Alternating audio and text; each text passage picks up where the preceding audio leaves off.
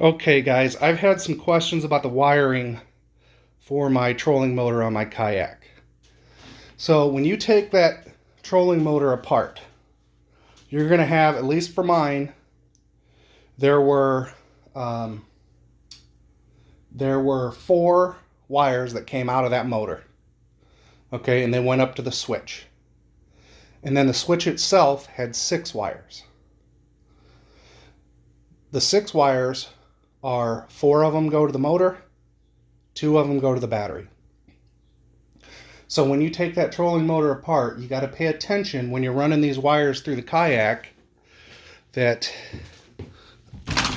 those 4 wires that come out of here and you hook into this, you know, I got it covered up with this black right now, but when you're wiring that, you got to pay attention to which of those holes each wire goes to, where that's going to line up in that plug, the receptacle right there.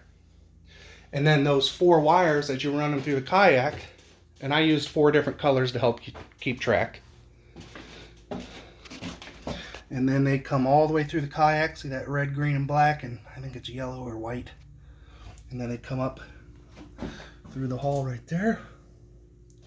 And then I ran them through that little auto black plastic covering there for like cars and stuff. And then there's the actual switch from the trolling motor, and you just got to keep track of the wires so you're making sure everything gets plugged in where it was plugged into when the trolling motor was all in one piece. So when you're connecting all the wires, you got to make sure you keep everything in the right order.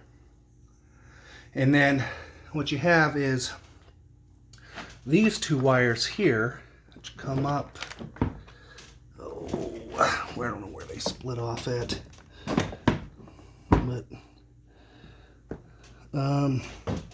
yeah, there's one, and then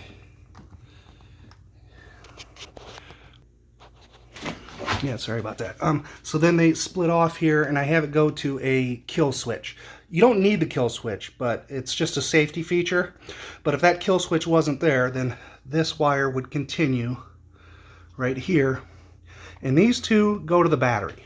That's where it gets its power from the battery. And then these 4 wires here send it out to the motor. And actually these 2 are to the battery. This one here is to the motor, and these 2 small ones are to the motor. When you're in your lower speeds, it's just these 2 wires sending power. These won't, you'll test nothing on here. And then once you're at speed 4 and 5, these kick in, and that's where you get a lot of amperage, and that's why those wires are thicker. So hopefully that helps with the wiring. If you have any other questions, let me know. For the wires that go to those big wires for my trolling motor, see what I did here is I used jumper cables and spliced them in.